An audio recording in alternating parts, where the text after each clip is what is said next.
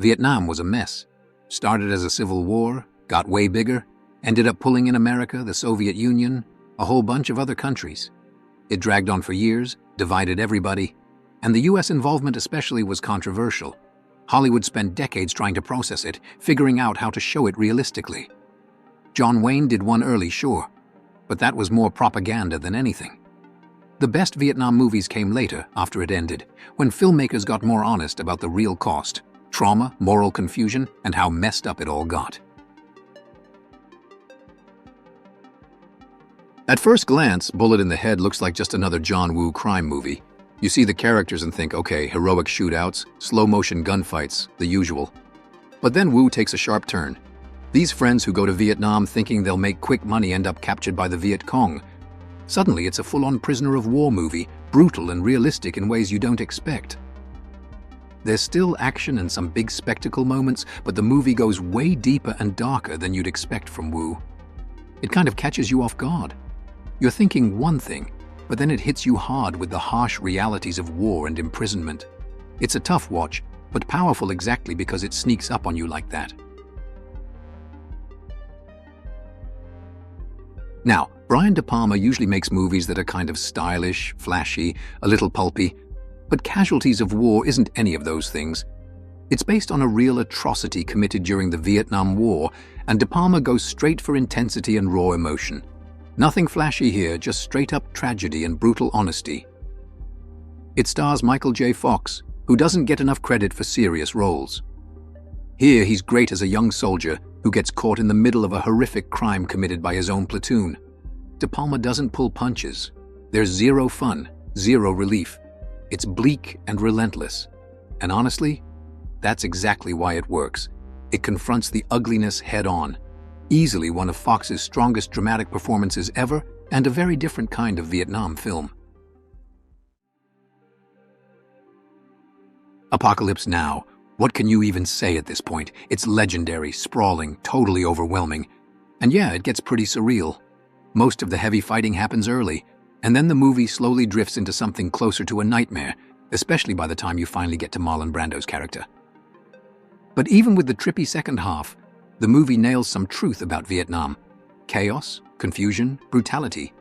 The fighting scenes are devastating, and you get a strong sense of how morally messy the war got. It's a big, messy film, but it captures exactly how disorienting and crazy Vietnam felt, in ways more straightforward movies maybe couldn't. It leaves you exhausted, but that's exactly the point. Directed by Werner Herzog, Rescue Dawn tells the true story of a US pilot shot down over Laos during the Vietnam War. It's basically a pure survival story.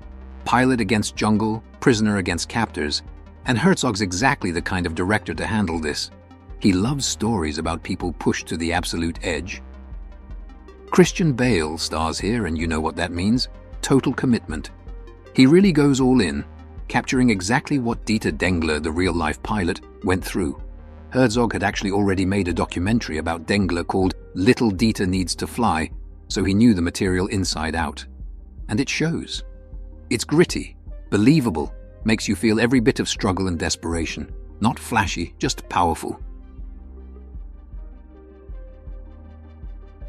Long before Tom Cruise became Hollywood's favorite stunt guy, he was chasing serious roles, proving he had dramatic chops. He'd do that later again in Magnolia, but this was one of his first major dramatic performances. Cruise plays Ron, a real-life Vietnam vet who got paralyzed in the war and then became a powerful anti-war activist when he got home. Director Oliver Stone really goes hard here, capturing how traumatized and angry Ron got after returning home. Cruise pushes himself, and even if the acting sometimes gets huge, it totally works. The movie's fiery and intense, not trying to be quiet or polite. Instead, it shows the Vietnam War's consequences head-on. Physical injuries, psychological trauma, and all the anger and bitterness that came afterward. What makes The Deer Hunter different is how it tells the story, splitting everything evenly into 3 distinct parts: before Vietnam, during the war, and after they come home. And it really takes its time, clocking in at over 3 hours. But every minute counts, because by the time these guys actually go to war, you genuinely know them, It's exactly the kind of storytelling that makes the stuff they go through later feel so real. Yeah, there are things the movie gets wrong historically or exaggerates to make it more dramatic, but overall it still feels believable, and the emotional impact is totally real. The Deer Hunter is about who these guys were, what Vietnam did to them, and how it changed them permanently, and never for the better. This one's all about how war takes people apart mentally, emotionally, basically how it strips away your humanity. Stanley Kubrick breaks the movie into two parts. First, boot camp, then actual combat in Vietnam. And even though the two halves aren't really linked narratively, they're totally connected in terms of theme. In the first half, you watch how the brutality of boot camp breaks these recruits down. One soldier in particular just completely cracks under pressure from the relentless drill sergeant. And then in the second half, you're thrown straight into the chaos of actual war. Both halves end with incredibly violent scenes that hammer home just how horrifying the whole process is. The movie makes it clear that the horror doesn't just start on the battlefield. It begins way earlier, in training. That's what makes Full Metal Jacket so powerful and disturbing. It doesn't give you any easy answers. It's just blunt, relentless truth. Before Oliver Stone made Born on the 4th of July, he made Platoon, a Vietnam film that also takes a very critical stance about America's involvement in the war. But what really stands out here is how Stone doesn't just criticize the war itself. He genuinely sympathizes with these young guys caught up in it. Any idealism or sense of doing the right thing gets completely destroyed by the brutality around them. And sure, Stone sometimes pushes it a bit, making the war scenes maybe flashier or more intense than reality would have been, but he's still capturing something true. It might be cinematic, it might be faster paced than real life, but Platoon never hides from showing just how emotionally and physically devastating war really is. It feels truthful and totally unfiltered.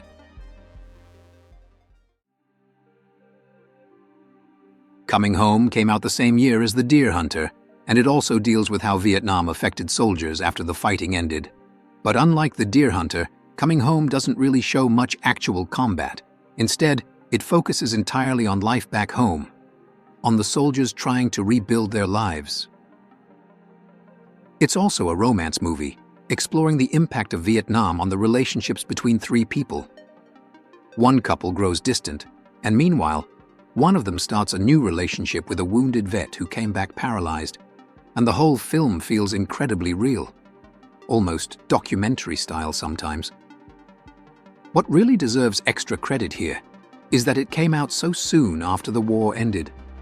It feels fresh and urgent, and it's exactly the kind of realistic, messy storytelling you'd expect from a great 70s New Hollywood movie.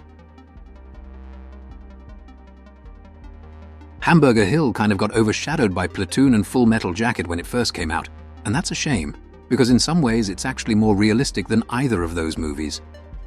Instead of focusing heavily on storylines or character drama, Hamburger Hill is way more blunt, way more direct. It just puts you there in Vietnam, showing you what it felt like, no filter. It might not be the single greatest war movie ever made, but it comes incredibly close to being one of the most authentic.